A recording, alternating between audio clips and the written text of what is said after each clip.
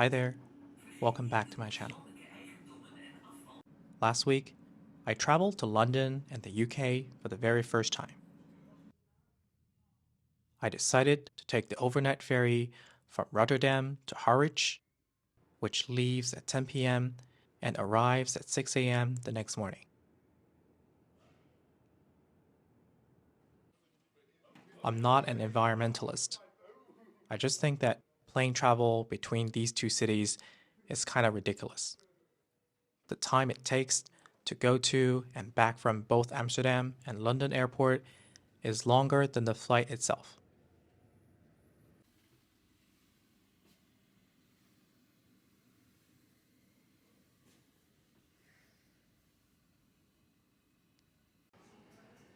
Calling it a ferry is an understatement. It's really a small cruise. It has a restaurant, a duty-free shop, and even a small cinema.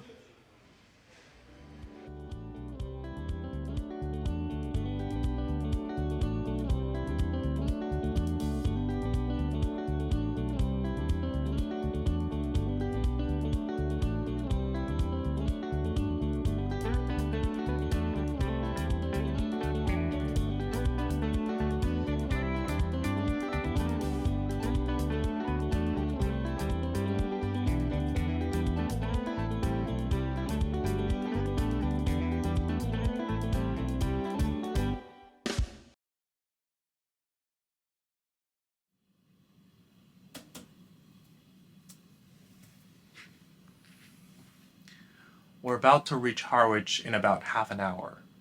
You can't really tell what time is it now because I don't have a window. But overall, my experience with the ferry is pretty positive. It's definitely more comfortable than an overnight bus or train, but I guess because it's a bit old, the ventilation and AC doesn't work really well, so that has been a big problem for me. As you can tell, it's really quiet here in the cabin. I can't hear anything from the ship or the sea. Speaking of noise, last night after we boarded, there was a group of Dutch people drinking and singing in the lobby until midnight. If you want to have a serious party on a moving object, then here it is, because you can definitely not go that loud on a plane or a train. So here we are, off-boarding the ferry and heading to the UK border control.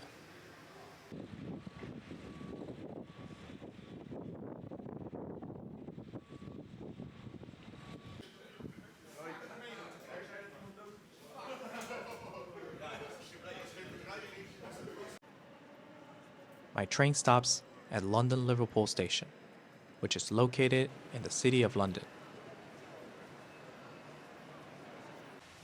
The City of London is just a small piece of land at the center of the sprawling London metropolis. It is part of the London metropolis, but it has its own government, mayor, and police.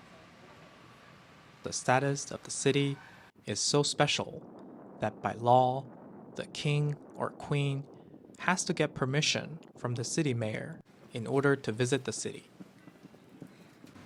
The city is the main financial quarter of London. The Bank of England is here, as well as numerous big banks and corporations. What's interesting is that apart from the 9,000 city residents, representatives from these corporations and their workers can also vote in the city election, even though they live 50 kilometers away.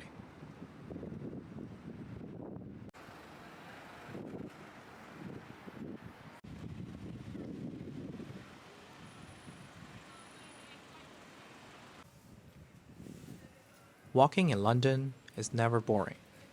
Just within an hour of walk, I pass by the cathedral, the Chinatown, and of course, some Hogwarts magic.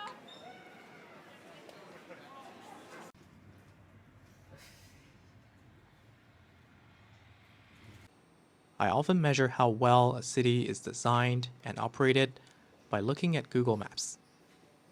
If you can find directions easily on Google Maps, that's a good sign.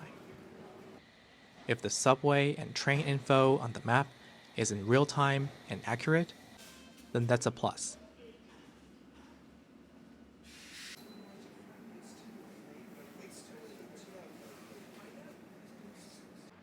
London, by all measures, is a well-functioning city, running like clockwork. Well, except when the city workers go on strike.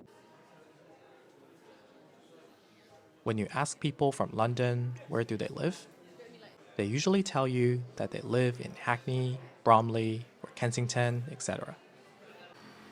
These are boroughs of London rather than independent cities. But people call these places home because it carries a certain pride and sense of identity. For example, Wembley is famous for the tennis open, Westminster is the poshest, Camden is full of young people and street arts.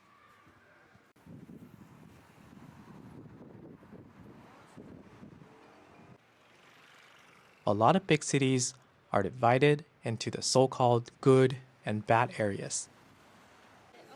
The good area has all the high-end restaurants, shops, and tourist sites. While the bad one, you don't want any business with it. It is not only considered as poor and dirty, but you also won't be able to get there by public transportation. It is basically an empty hole.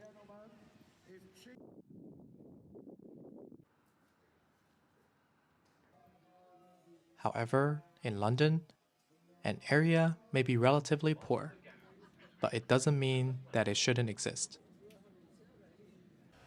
A poor area can still put itself on the map because of its great jazz clubs or authentic food.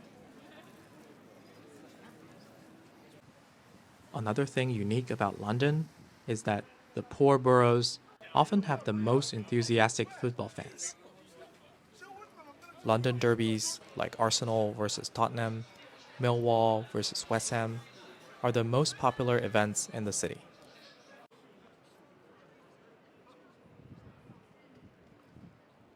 All together, guys and girls.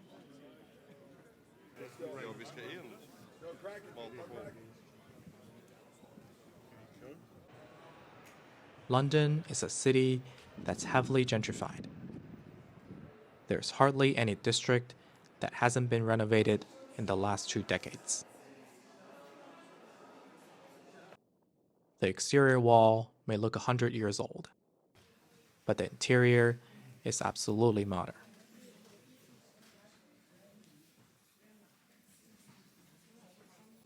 In fact, just in the past decade, there's a trend among London's super rich to build huge and deep basements. 3-story houses like these may have another 3 floors beneath the ground.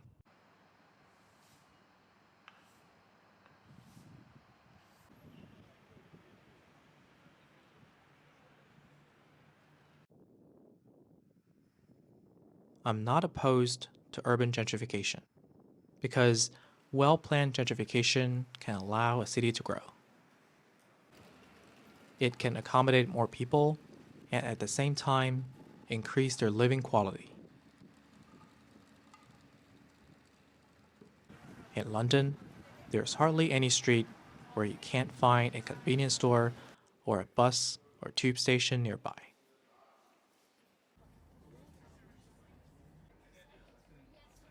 On my first day, I realized I forgot my microphone audio cable. So I searched on the map. And just within 500 meters, there are 3 camera shops. Unfortunately, none of them has the right cable. But I ended up finding the cable at a DJ gear shop, which is also within the 500-meter circle. Good urban planning is like magic.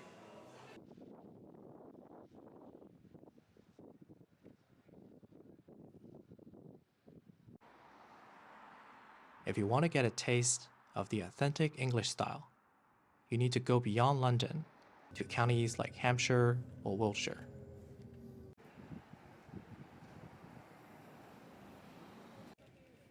On my second and third day, I took a bus to Winchester and Oxford,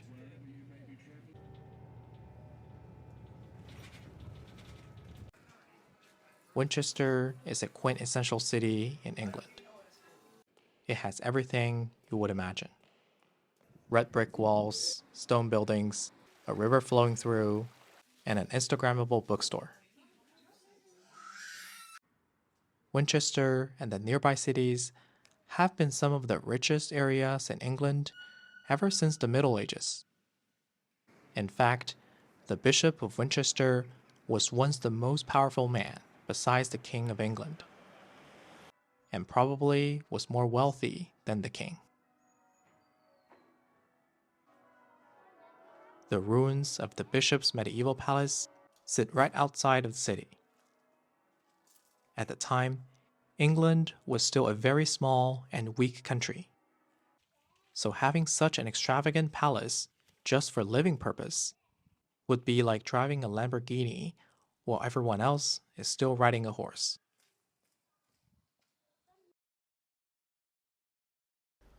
Right behind me is a pub called the Royal Oak. You may wonder why I'm calling this one out rather than, let's say, the one right across the street. That's because the Royal Oak is actually the second most common pub names in the UK. So besides this one, there are about 500 pubs named after Royal Oak in the country. The name Royal Oak actually comes from a real event in history, where King Charles II was defeated by Oliver Cromwell's parliamentary army, and during his escape, he was hiding behind the branches of a big oak tree. The scene was dramatized in literature and plays, so it later became a legend. Given the fact that Charles was the king, you may think that Charles was on the right side, while Cromwell's parliamentary army was on the evil side, but it was totally the opposite. Charles II was not only seen by the people of England as evil, but also foreign because of his Catholic religion. Charles I, Charles II's father, was just beheaded by the English Parliament 2 years ago.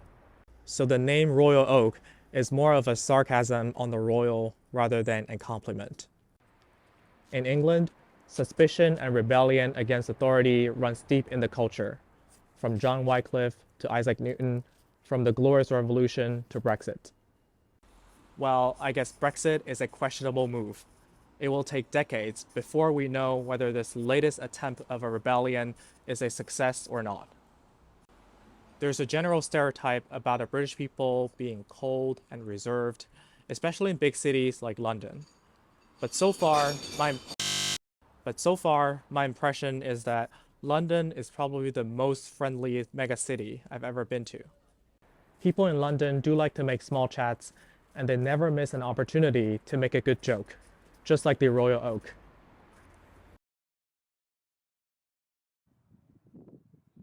Winchester is also famous for Winchester College, an elite public school with similar prestige as Eton and Harrow. Although nowadays, these public schools are not as competitive as some of the private schools in West London. They're still attractive to young students because of their vast alumni network, especially in politics. Rishi Sunak, the current PM, is a Winchester graduate. After graduation, he went on to a school where all his PM predecessors went. That, of course, is Oxford.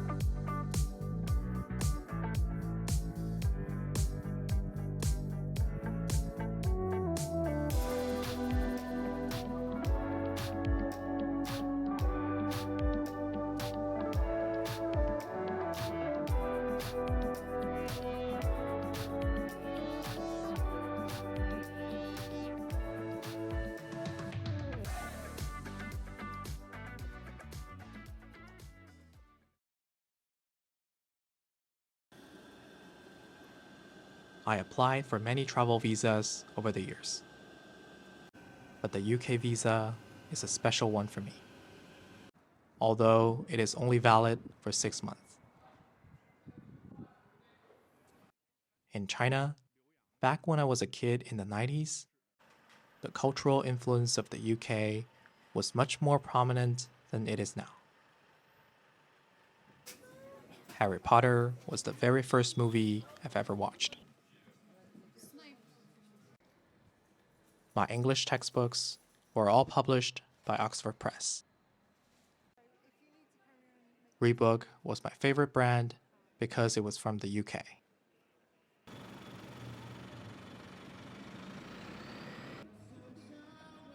It wasn't until when I was a teenager that I heard about Harvard and MIT. Before that, I thought Oxford and Cambridge are the only two great universities in the universe.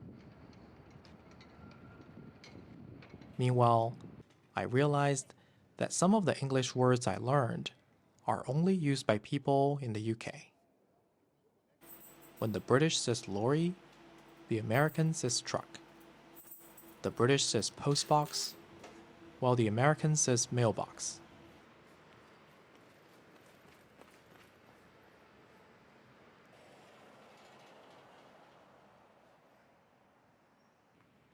Although the UK is not copying Uncle Sam in a lot of ways.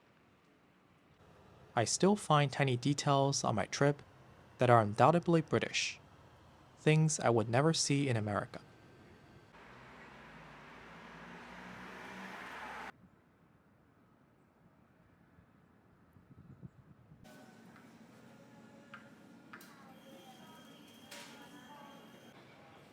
On my way back, I took the Eurostar train, which goes under the English Channel. Another name I picked up early in my textbook. What in ancient time take at least 4 hours and maybe people's life to cross, now only takes 20 minutes. Brexit means traveling from the UK to continental Europe now take an extra hour just standing in the queue for custom. But Britain is still closer to Europe than ever before.